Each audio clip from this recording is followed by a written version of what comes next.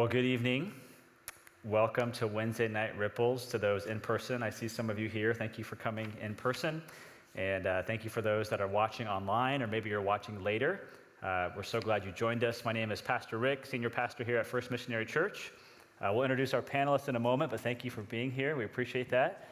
I want to turn it over to Pastor Michael Baer. He's going to tell us the purpose of these Wednesday Night Ripples and their discussions.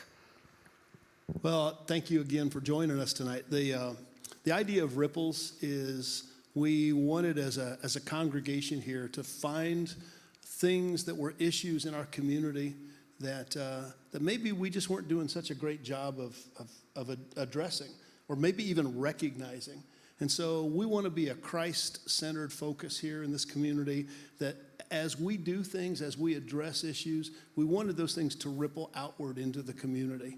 And so ripple just seemed to be a really good metaphor for that. And we certainly have already seen lots of little rippling effects of people who have engaged in these, whether it's been live or virtually. And so I'm excited tonight that we're going to talk about culture and race and diversity in our community. So I'm thrilled for this. This is a return opportunity for these two. So welcome again, you guys.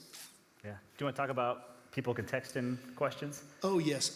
I'll have my phone here on my lap, and it's not because I bore easily, but if you have a question that you would like to address the group or one of them individually, you can text your question to me at 260-849-2227, and we'll do our best to make sure that gets addressed in the conversation tonight.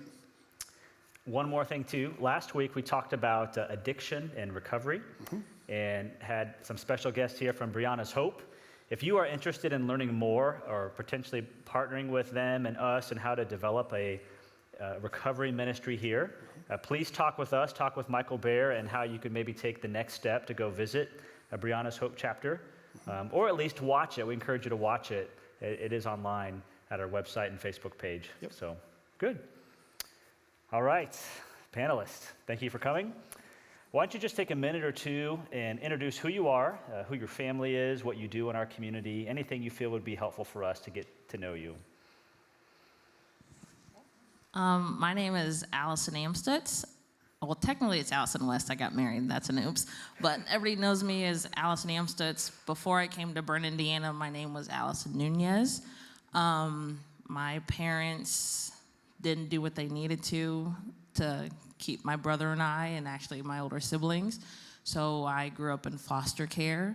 And then our church back in 2001 did a missions trip, and I think you were on that mission trip way back when as a high schooler. And they came and visited where we were staying, which is down in South Carolina. Long story short, bunch of praying happened. We got connected with the Amstutzes, and we were brought here in 2002 and then adopted in 2003. It's been interesting. I married David West in 2018, and we just had Violet in July this year. Awesome. And my name is Armin Nosic. I am originally from Bosnia. I'm married to Kimberly Nosic for 15 years. I have two children, Liam, he's 4, and Remington, she's 2. I work for Indiana Dynamic Logistics for Mike Collette in trucking. I work dispatch and logistics. Awesome. Well, welcome. Would you guys join me in welcoming our panelists? Yeah. All right. I'll give you some more minutes this time. That was only a minute or two. You have a lot more minutes now if you want. Why don't you go ahead and tell us your story of culture and racial existence in our community? It's a big topic. Tell us your story of culture and racial existence in our community and why this topic is important to you.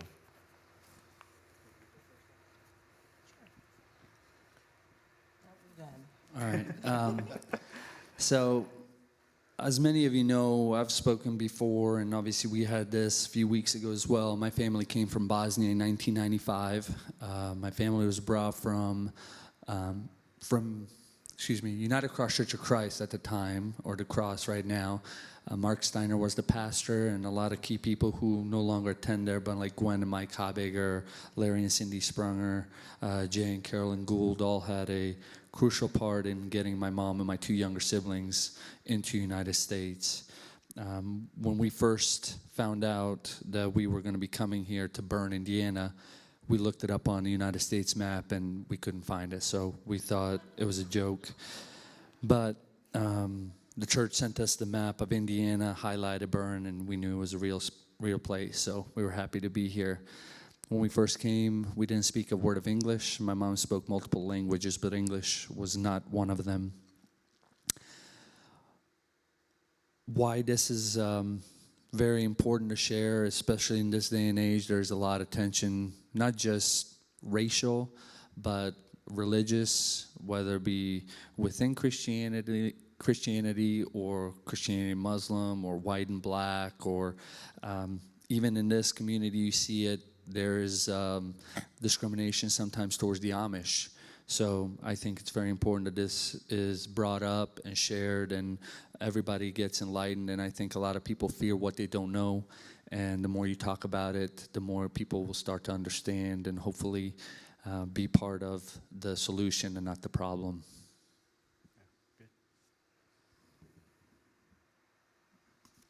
For mine, I almost feel like it's a little different. Didn't come as a refugee to Bern, Indiana, but in circumstances, I was adopted by a family here, so completely changing my way of living from being around all these other kids that we all live in the same group home, we're all around the same age. There's tons of races that we just get to interact with, so you always have the friend who's maybe like 3 months older than you, but they're your roommate, and you do everything together, you go to school together, and then you come here, and I was the only black kid in my whole grade. I think at South Adams at that point, I think there was 6 black kids in the whole school. You had more Amish kids in South Adams than you did black kids, and usually Hispanics had it together. So culturally, getting introduced in Bern, it was a struggle, which I came after Armin, but you still had your own issues that came with that for me. Yeah. Well, I have a lot of questions I'm going to try to get through, but if there's something that's on your heart you want to share too along the way, please feel free to do so. And please, again, feel free to text questions in too. What's that phone number? 849-2227.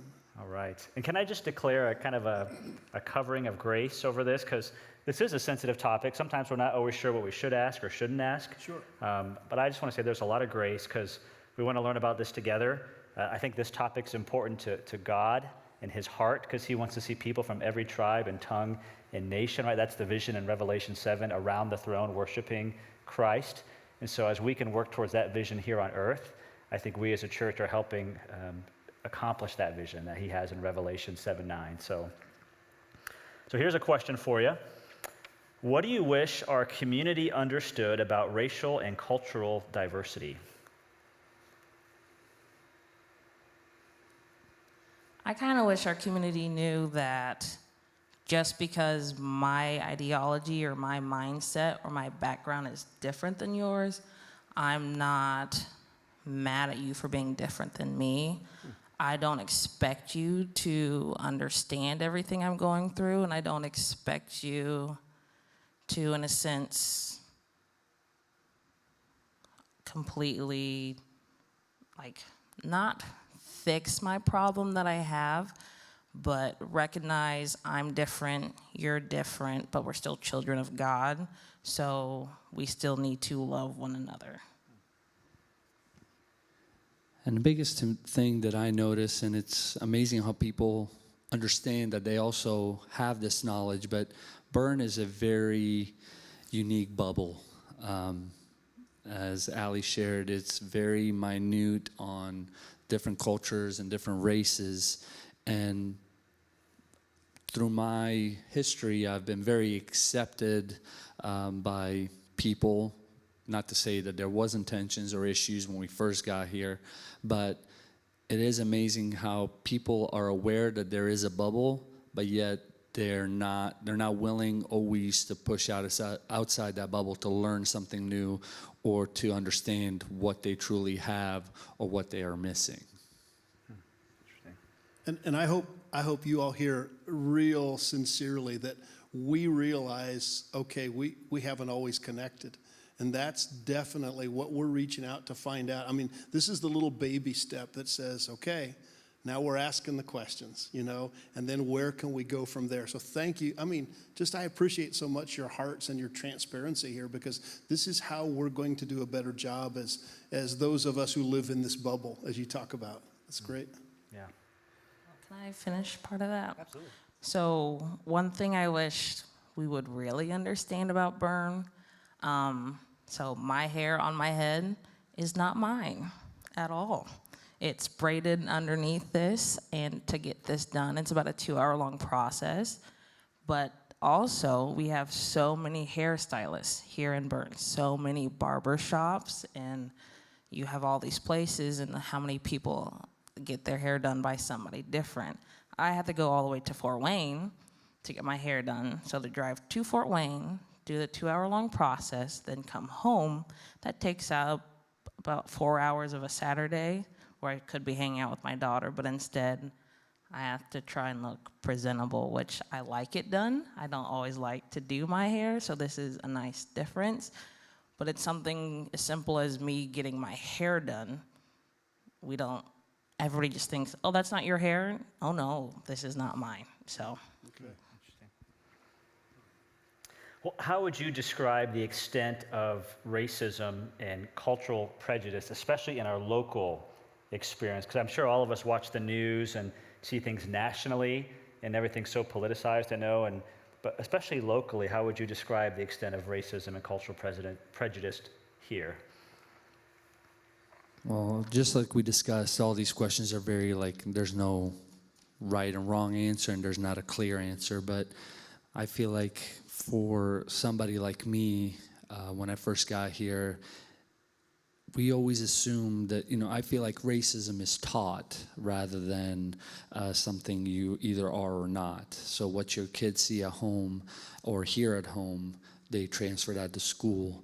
And maybe not always, again, in black or white, where they're just hearing mom or dad using racial slurs or discriminating against a culture, but it's the news that we watch, and, especially in this day and age, there's a lot of stuff, whether you're watching Fox News or CNN or anything in between, everybody has an agenda and they're pushing that, and their goal is to get the bottom dollar and not really care about the people that are dealing with the real issues and that are struggling to just make ends meet, and in the beginning even just to fit in and survive.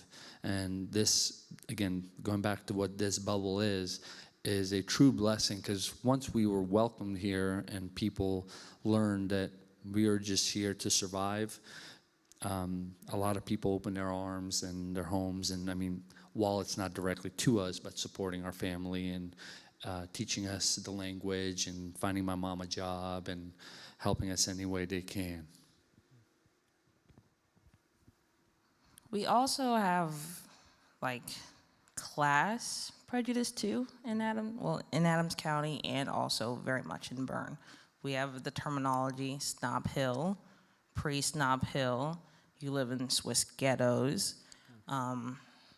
You have the Amish where they live out in the country, and the country stinks we have this mindset that these people are less than me because where they choose to live automatically deems them as poor, or where they choose to live, they have this money and they're stuck up.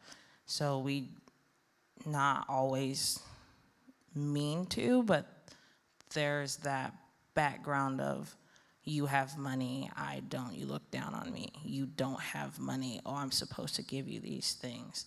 You look different than me, we might not agree because based on our history, based on American history, we won't see eye to eye. Let me do a follow-up question to what both of you have just said then. So where do you think the source of this is? You said that, Armin, you said that we're not born with this. This is something that's learned. Is this something that comes through the school systems or from the homes? Is it because of an agenda or just because of maybe an ignorance about your cultures or about your backgrounds? I would think it would be the last part, the ignorance. Because, I mean, like I said, no parent at home will teach their child to hate another human being. At least you hope that's not the case.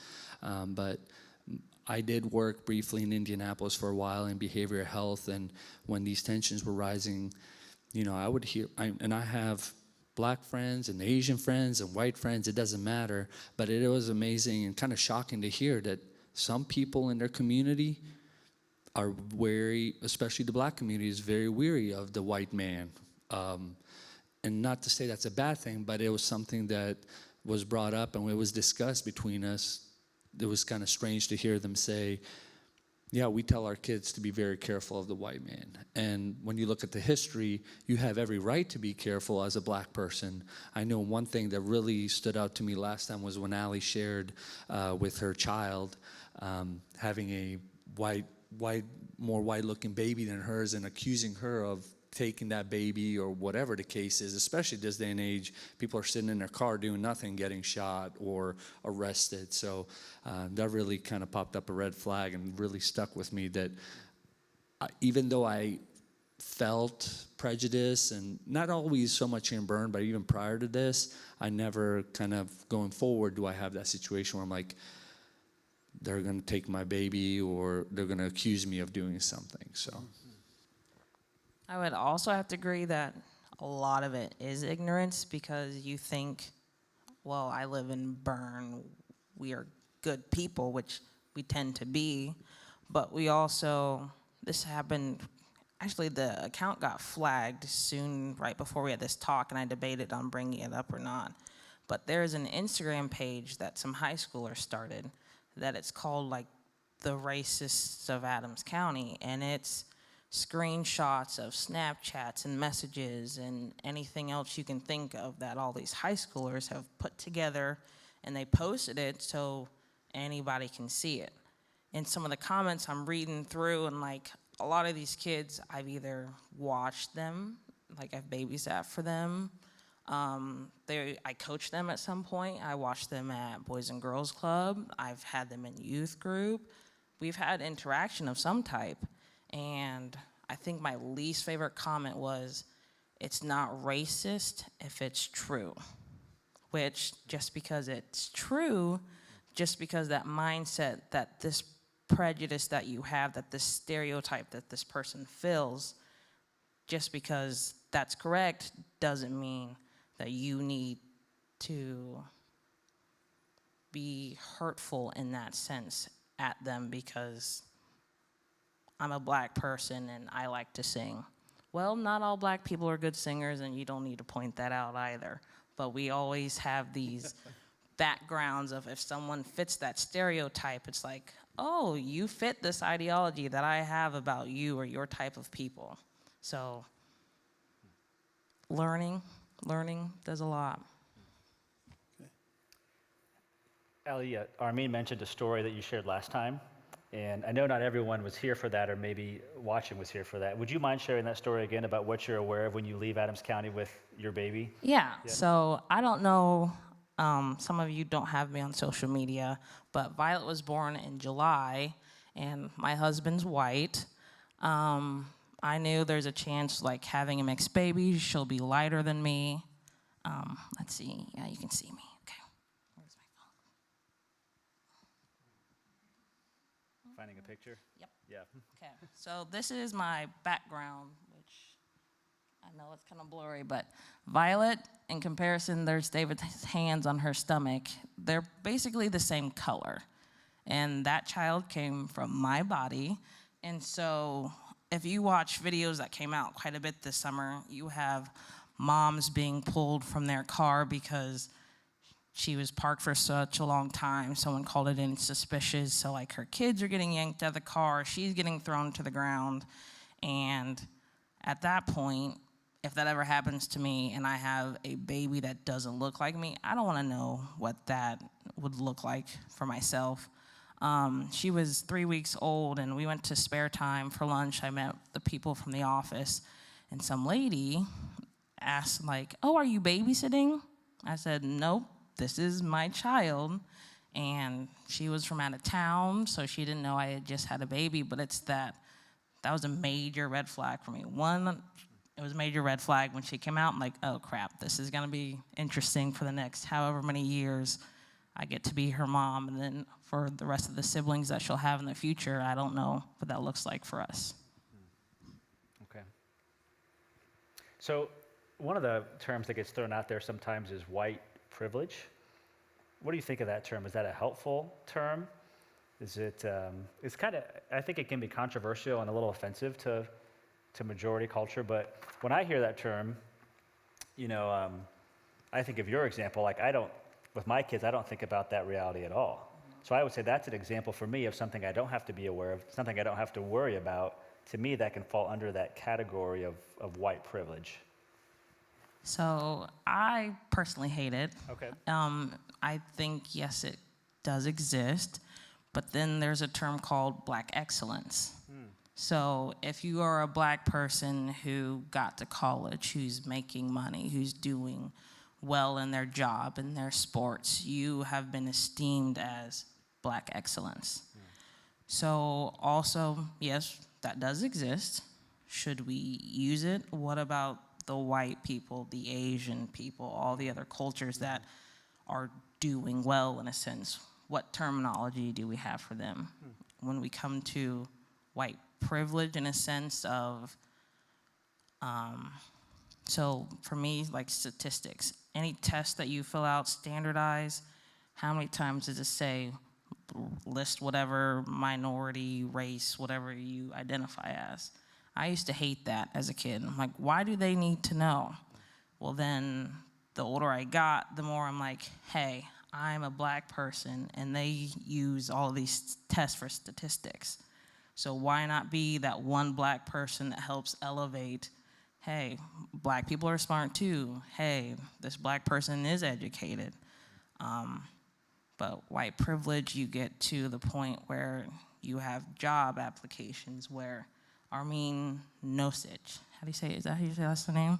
But even if looking at that on paper, your brain automatically thinks that's not American, that's not white. You see that in job applications. You hear about it a lot where sometimes the names that are different get pushed aside. I work at the Burn Witness, and we type up the arrest reports. And there are names that we read off, and it's just like, you named your child that? You named them some made up something that when they get to be an adult, when they get to that job application, the future employer is going to be like, okay, that's a special name, which entails they're different. So that entails, do we want to bring on that responsibility of hiring someone who is different? So Violet West, I wanted it something simple. I don't care. I want to give her the best chance she can at life. So giving her a simple name that won't give someone a red flag. They're different. I don't want that for her. Yeah. Do you have any questions coming in? We don't yet, so if your fingers have not found the keypad on your phone, 849-2227. Yeah. How much would you say, you talked about this a little bit, how much is fear or tension because of race and culture in your life? How much of that is a factor in your daily life? How does it impact you? Well, right now it's kind of, I always use kind of like seasonal. So a few years ago on 9/11, terrorism occurred, and Twin Towers were struck by airplanes, and I was in school, and I think I shared a story last time.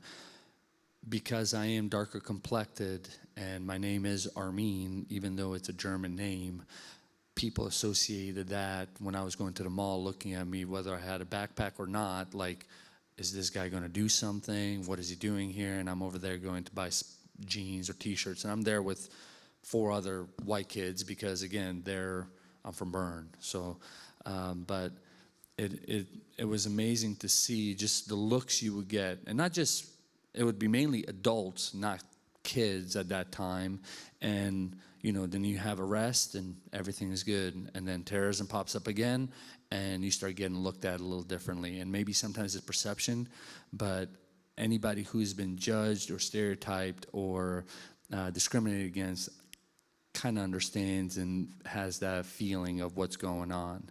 The one other thing to add to the previous thing, I think today's day and age with technology, racism is even worse off because they're hiding behind a screen, behind a keyboard, and they're able to put stuff down without any consequences. And sometimes as parents, we let kids have way too much freedom on those devices that we don't even know where they're at or what they're doing.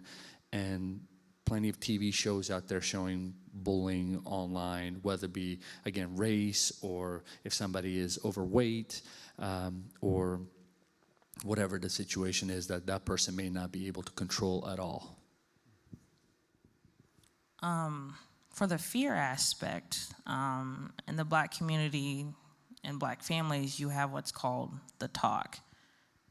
It's not referencing to, birds and the bees, the talk. It's referencing to when you get pulled over by an officer, this is what you're supposed to do. This is how you're supposed to behave. It's not a good one. My parents had to have it with us just because Mom knew that we are different and we will experience hardships when it comes to things like that. In Adams County, I talked about this last time, I don't really worry about it because about 95% of the cops in this county know who I am, and I know almost all of them. I have good relationships with a lot of them.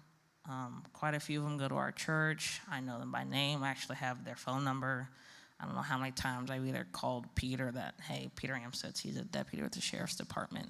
He was my locker buddy in high school, and I don't know how many times I've called him just for, hey, I need help with this, or I don't know how many times I actually locked my keys in the car, and it got to the point where, I was embarrassed anytime I saw Dean drive up. I'm like, gosh, dang it, he's gonna think I'm an idiot at this point.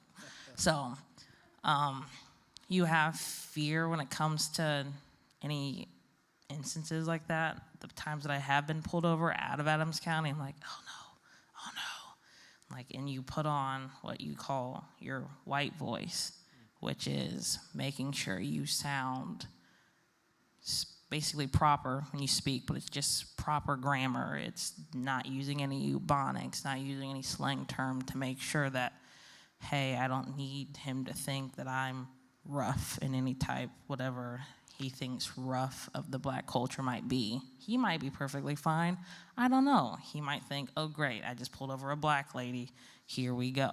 So you have that on both sides of there's worry all the time with making sure you're okay, the officer making sure I'm doing the right thing. So That's another example of that white privilege. Sometimes I feel like if you're sitting in there, and for example, if it was my wife, I know not that she would yell at the officer, but she'd probably be able to get a lot more, if she didn't disagree with speeding, more argumentative, I guess, and still maybe get a warning or get a ticket and be fine, compared to somebody who might be of different race or color. Smallest thing to push it to escalate from green to red, and like you said before, getting pulled out of the car, getting arrested, whatever the reason may be. You mentioned earlier about some of the reasons for racism or prejudice in our county could be because of ignorance. We're just not exposed to it enough. What are some examples that you see of that ignorance in our county, like in ways they talk about race or say something to you or don't, or how does that come out that you see for the average person here in our area? My favorite joke that we have at the office is we don't see color. And it came from a card game that we play. It's called Sevens, and you basically play the whole deck, and you distinguish things from black and red, and every once in a while we would put the wrong color card on the wrong pile. So if you put a black card on the red pile, it's just like, no, no, no, fix that. So that's where the joke comes from. But then it's now steamed down into like, we talk about different black people or white people. And my favorite story, which happened after our last talk, I went into a local store here in Adams County. So my hair wasn't done, so I have this sock beanie on and my mask on, so you can only see like this part of my face. I'm walking around looking for, I don't remember what it was, and this guy comes out who works there, and he said, "Oh, hey, Jenny." And I looked at him, and he's like, "Hi." And I said, "Hello," and like the question for him, and he was like, "Oh, you're not Jenny." And then he tried to like pull it all back in quick and say the nicest way possible, "You're not the one black lady I know." But he couldn't get it out without saying, "You're not the black person that I know." And then I told the people in the office about it, and we're dying laughing because we're going through our head like, we know all the black people in Bern. There's no Jenny. So I don't know where you got that part, but it's that there's so many things about Adams County where you try to do the right thing and you try to say say hi and be nice, but there's some small oops where there's not a Jenny. There's not a black Jenny in Bern. I'm sorry, but he did say hello to the one black person he thought he knew, but that's not me. So, and it's also, I know what Rick looks like with or without a mask on. And because I know there's other features about him that I can distinguish, I would never say hi to Rick when it's Armin, I guess, with a mask and a hat on. No, they don't look the same. They're not built the same. They don't have the same walk. So for him to just, there's one black person. I know one black person. That one black person's name is Jenny, and she's a girl. Okay, that's got to be Jenny. No, that's not how it always works. And so sometimes I almost feel like we do it with the Amish community. They all look the same because they have hats, or they have beards, or they have bonnets, or they only wear these shades of colors with no buttons and this certain type of shoe. There's individual characteristics. They don't all look the same. But we need to look at people, not just look past them. Rick, this just in. Okay. Do media stereotypes contribute to our perceptions of each other? And I think even to take that further, if so, then how do they? Like what does the media focus on that helps further those stereotypes? I mean, the easy answer is yes. I mean, it's not like I have something on top of my head that I We'll can... go to Alli for the other part of it then. But, yeah, I mean, I feel like there's always an agenda or tension, as I shared before, whether it's Fox News and they're leaning towards, I look at it as an upper white compared to CNN, as they're defending the little guy and spinning the story whichever way makes it fit for them. But in the end, all those news outlets are reporting is fear, hate. That's what sells. I mean, you look at this coronavirus every day. We had this many cases, this many deaths, and that's always the leading story. Now, obviously, if you have racism or terrorists or anything like that, that comes on there as well. But you hardly ever hear stories, opening story of, hey, this police officer pulled off this nice lady and gave her a $50 gift card. And that just doesn't happen because it's fear that sells and fear that pushes. But media always has an agenda, and I feel like they do report on racism in the sense of swinging it whatever direction. It just depends what outlet you watch. So the fear aspect, you think, is one that they push? Yeah. Okay. Yeah. Okay, thanks. So a big one that happened a lot this summer was the difference between protests and riots. If you watch videos on the news, you only see the rioting part of it. But if you would actually look, just Google it simply, check in other aspects that even across the world, there was in different cities and different countries, people are protesting. But then there's certain news sources that will only show you, here's the rioting happening. Here's the bad side. Here's what you need to make sure that this is in the forefront. This is what you need to be paying attention to, not the good stuff that's going on. A big one where it comes to what you see in the media, how many famous black people do you know? They're famous for singing, acting, or music. That's about it. So that part kind of sucks. I don't know of a single black person that's won some major scientific award, not for over 100 years. Like you would, but I don't. I know about the big people in the civil rights movement. I've listened to their stuff. I've listened to their music. I've checked in on some history, things like that. And then even a big one, how many Disney princesses do we have that are white? How many superheroes do we have that are white? There's not a whole lot of diversity for some kids to look up to. So like a big one, Chadwick Boseman just passed away. And I don't know if you guys know who that is.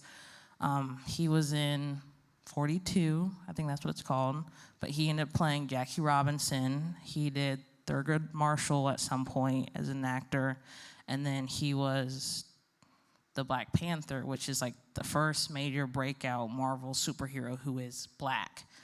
And the black community, it was all over the place then. You know, he's not technically a Christian leader in any type or shape or form, but he played so many characters of our history that has not been ignored, but has been brought to light to like the last 10, 15 years. So to have him pass away, that was a big thing.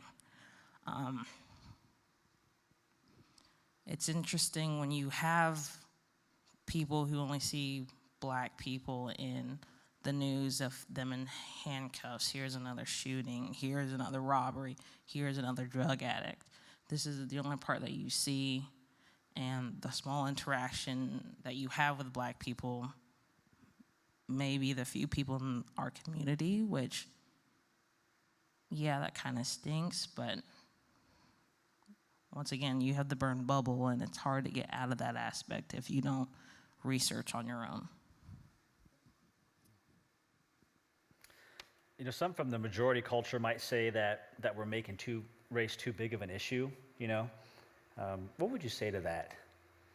I mean, is having a panel like this, are we by focusing on it, are we making the issue worse? Should we just not talk about it, or is it blown up too much in our culture? What do you think? I definitely don't think it makes it worse. I mean, this is part of educating people on what people deal with. And the sad reality is it will affect some people, but majority of people will go back to whatever they saw and continue living their life without changing a single thing. And most people are like that. It's out of their comfort zone to go and learn something new or to address something new. But yeah, I would say that it would be, I don't know, it's just, I don't think it's being made big enough in a sense. I mean, nobody's trying to make race an issue. Issue is occurring every day, whether it's police officers, and it's not all police officers. It's always that minority or small group of people that gets blown out of control, and then you label that across everybody. So it's not just black or white, but it's also blue or red. And if you have a bad police officer, they give a bad name to everybody. My brother is a police officer. I went on many ride-alongs with him in Dallas, and he specifically told me that, you know, we come across a lot of black people, but I don't go out there and specifically say, yep, that guy right there, black or white, I'm gonna pull over the black guy. And it's perception like that it's nice to see that not everybody is like that, and people are held accountable more and more, at least on his police force, to do your job correctly rather than just look at the color of the skin and assume the worst about that situation. Any more questions in? Not so far. Okay, 260-849. 849-2227. Yes, okay. Well, what can the church, specifically our church, do to address and improve and help with this issue of racial and cultural prejudice in our community? What can we do? Please feel free to speak freely. I know we're pastors, but you won't offend us too much. So, something I shared last time, we are a country who's pretty new officially. In 1919, officially women could vote. In 1965, minorities could officially vote. And then in 1967, it was finally passed that a black person could marry a white person. So we have these aspects where a lot of these things got tied into things from the Bible about women being, subjected to listening to your husband. You are quiet in the church when, if you have questions, you're supposed to ask your spouse at home. You're a woman, you should be obedient as to the man, and the man should be obedient to the church. And we have these certain passages that we just, nitpick and drop here to fit in with our ideology, which, okay, we do that. It's what we're supposed to do. But when we use certain pieces of the Bible to press down other people over here, I find that more of an issue, which I'm not saying like a big thing right now is gay people being able to marry. Do I think it's okay? Do I think it's right? I don't agree with it, but also, 100 years ago, would people agree with me being able to marry my husband? I struggle with that because based on what not the church, but people would use parts of the Bible to keep this law in place that, no, you are not allowed to do that. So as a church, I struggle with, we have these rules set in place. This is how we've always done it. But we also, in our history, have used parts of the Bible to make sure that other people can't do some of the given rights that we have. So, yeah. So you're saying taking certain passages and they've been used to justify like slavery or different, or oppressing women, those kind of things, So there's a big one in Ephesians of servants be obedient to your master, and different things like that have popped up throughout culture to keep people pressed down. Way back when, way in history, white people would go to church on Sunday. Black people would have their own church services with the small pieces of the Bible that they have been told. They weren't allowed to read it. They weren't allowed to read. That was an offense. You would get in trouble for it. There's a show that I'm actually watching. It's pretty good, which there's some graphic parts in it. But there's a religion sect that basically takes over parts of the U.S., and they validate their new ideology based on specific pieces that they've picked from the Bible, that they don't allow women to read anymore because certain parts of the Bible have told them, women, be obedient to your husband. You be quiet here. Here is this. So it's interesting. I am a Christian. I understand, and I know things have changed a lot because you have all of these rules, like even laid out in Leviticus, of you don't eat this, you don't do this, you should do this. So we eat pork on a regular basis now. That was a big thing back then, but also when you learn about science and things, there's a lot of toxins that if you don't cook your pork, that's where it comes from, which, okay, God's going to explain to man way back when, okay, there's this and this and this laid out in your meat that's going to be bad for you, so don't do it. That's just not how we did things a long time ago. So as culture changes, as times change, it's cool to see how the church changes too. There's kind of a tension there because, I think truth stays the same, the gospel stays the same, right? And this could be even another ripples, looking at tough passages in Scripture. Because like you mentioned, like homosexuality, right? Like I do believe the Bible says that marriage is between one man and one woman. So do I believe homosexuality, acting it out, is a sin? Yes. Do I think that's different than same-sex attraction, which is different than lust, which is different than acting it out. But even knowing that, my heart shouldn't be like pounding the truth on someone. It should be, yes, willing to stand up for the truth, but doing so in love. Jesus was full of grace and truth.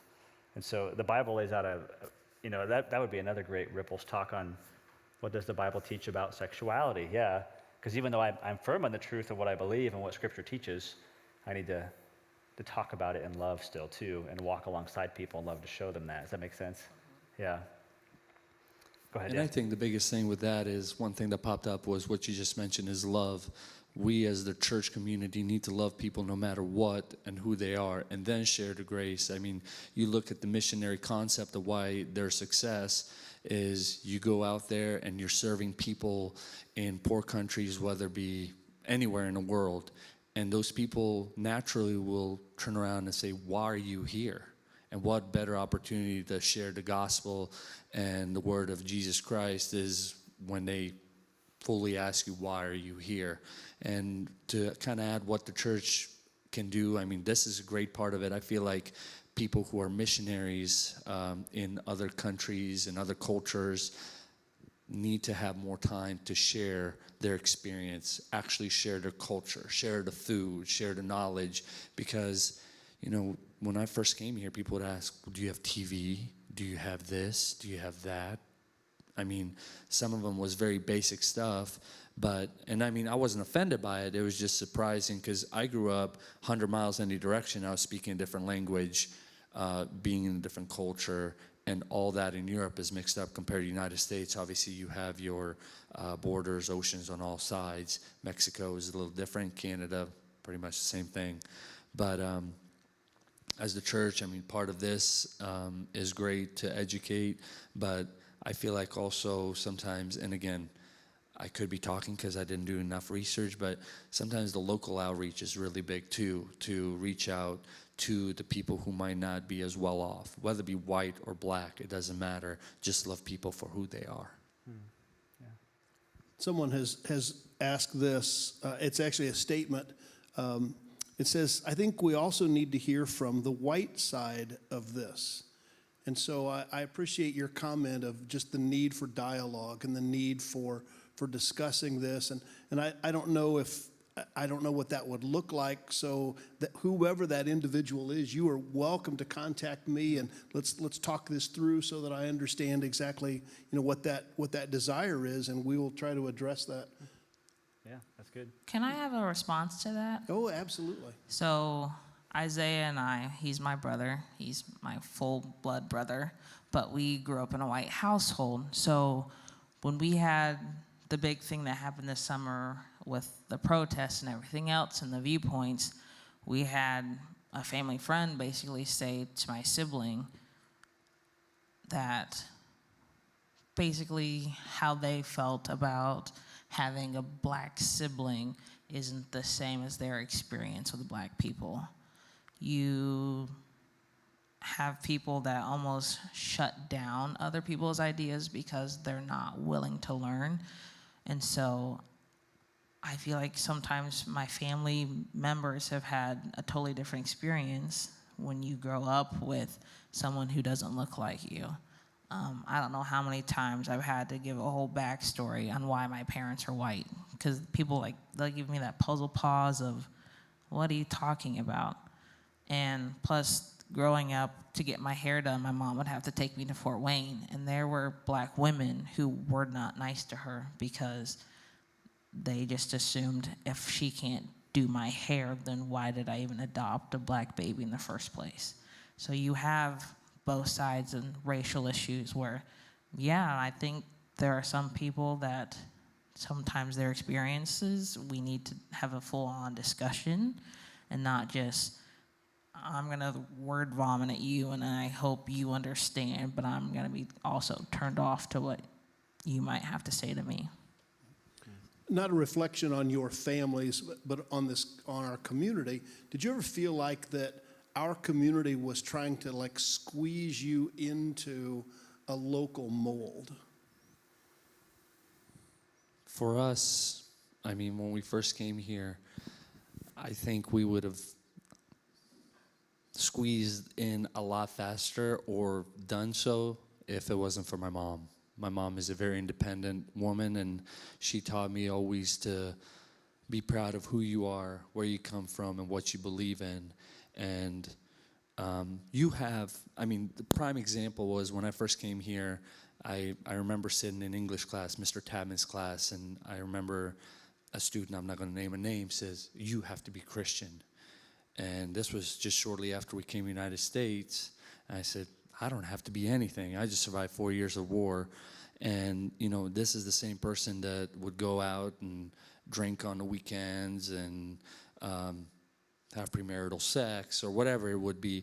And I was like, if that's Christianity, I don't want anything to do with that. So for me, it was very big to, maybe I don't want to be part of this whole bubble, but have I assimilated in certain aspect? Absolutely. But do I still, I think my wife will tell you, I will still speak my mind. If I see something that I don't disagree with, I am not scared to word it and to say it. And even if it's awkward or causes somebody, I don't want to say to be hurt, but to make them think about what they said. Part of the reason we wanted to have this tonight too, I do think it is God's heart for us to address difficult things, right? And also, I think God, if in Revelation 7:9, like I mentioned, John has a vision and revelation of people from every tribe and tongue and language and nation around the throne. So our God is a multicultural God, right? Are there, as we think of resources, are there any passages? I know I'm putting you on the spot. Any passages from the Bible that come to mind that address racism that help us, because in our own hearts? Because I would assume, if we're honest, all of us have discrimination in our hearts at some level, whether it's race or class, and even issues we're not aware of, right? Are there any passages that help us, that show us God's heart for this issue? I'm putting you on the spot, I know. If you don't, that's okay, yeah. I do not off the top of my head, but I will get back to you. Sure. I have an idea too, but I don't know if there's any that you like to reference too. For me, a big one is love your neighbor as yourself, which it's easier said than done. There's a passage which I'll paraphrase. It's basically, if your eye were to sin against your body, you're basically supposed to cast your own eye out. So in doing so, when I have a mean thought about someone, or if I look at them in a bad way, I should remove that part of my body, in a sense where I also have prejudice and stereotypes against other people, other lifestyles. I acknowledge that, and I know it's happening, but I try not to act on it. I try not to say rude things to people when it comes to that sense. I try not to let political views, in the same sense, govern how I want to act out my life. Yeah. Politics, that's another ripples, right? No. Yeah. Actually, as Connections pastor, what kinds of activities or what kinds of interactions will help integrate us to understand our cultures, one to another? For me, a big one is just education. My whole social media, basically for the last almost 8 months, has just been sharing good, sharing bad. Here's what I think on this. If you want to talk to me about something, my message box is always open. I had an odd interaction with a pretty good classmate from high school where they basically said I was being childish and I need to grow up because how I see the world in this sense when it came to this topic was basically stupid. But he was also a white male in a conversation where I am a black female in today's age, where it was basically almost seemed like the last week and the first 2 weeks, last week in July was a crapshoot in the U.S. In many senses of respect should have been in the forefront. Loving your neighbor should have been in the forefront.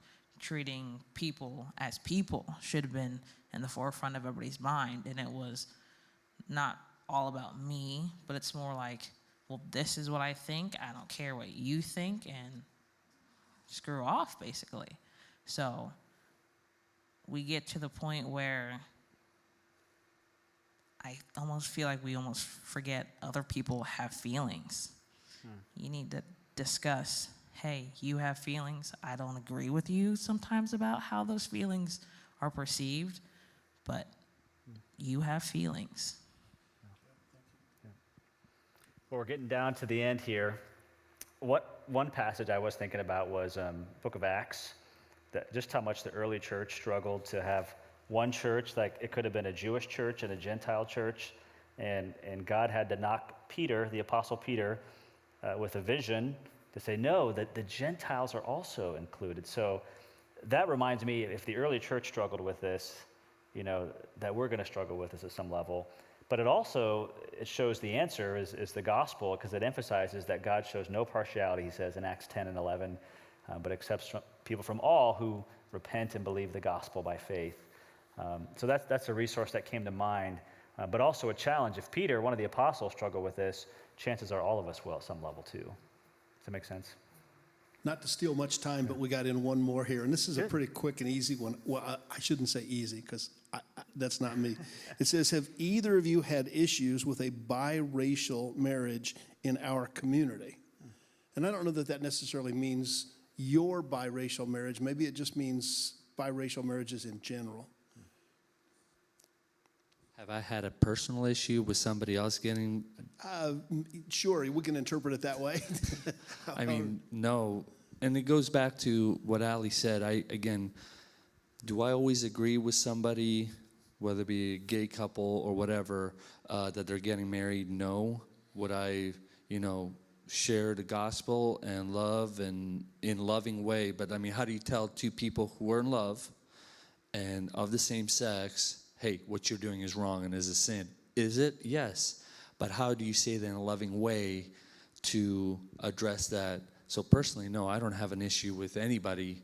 If they can find love and peace, good for them. But I will share, if given the opportunity, about this is what the gospel says about that. A big one for me, depending on who I'm spending time with or where I'm at or what friend group I'm in, I'm sometimes hesitant to say my husband is white. I know there's a couple of people of the older generation where I don't know how they feel about, that issue. I know it took them a while to warm up to me because they never interacted with any black people before. So you just have almost that aspect of, in our history, this is how it's always been. So me almost not defying the norm, but doing something that's different. Is that okay? It's interesting. It's something I'm a little nervous about. There's some times where Dave and I are walking in the store holding hands, which we haven't done it in a while because thank you, COVID. But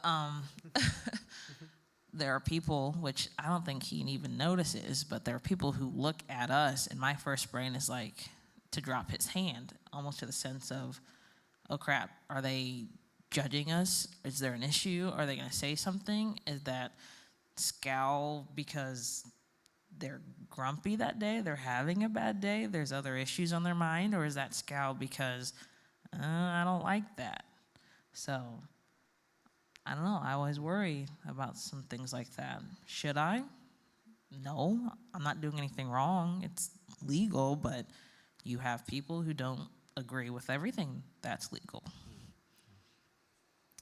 Well, we have about a minute left. Any final comments, words that you'd like to leave us with as we wrap things up? I just thank everybody for coming out and watching. It's not an easy topic, and I mean, sadly, I know this is kind of a negative way of looking at it.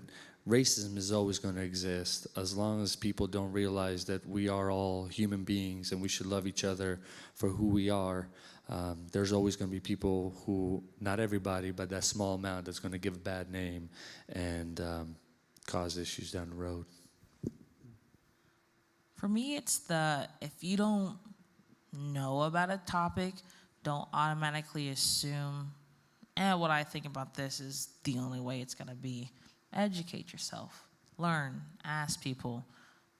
Message me if you want to. I'm open to any question and anything. I'd rather teach you in a good light and have you have a good interaction with someone who's a minority than have a bad reaction and then have that stained in your brain for forever. I also have some resources too on what does the Bible say about race and culture. That says quite a bit. I sent you a couple of those articles, and I'd be happy to send you those as well, just to see what is a biblical theology of all this, so, and God's heart for this. Any final thoughts from you, No, Michael? we've not solved, No. but we've taken steps in the right direction, and I thank you for your time and your transparency. Can we just thank them, if those of you who are here, those of you online, thank you so much. Yeah. All right. Well, thank you guys. Appreciate it.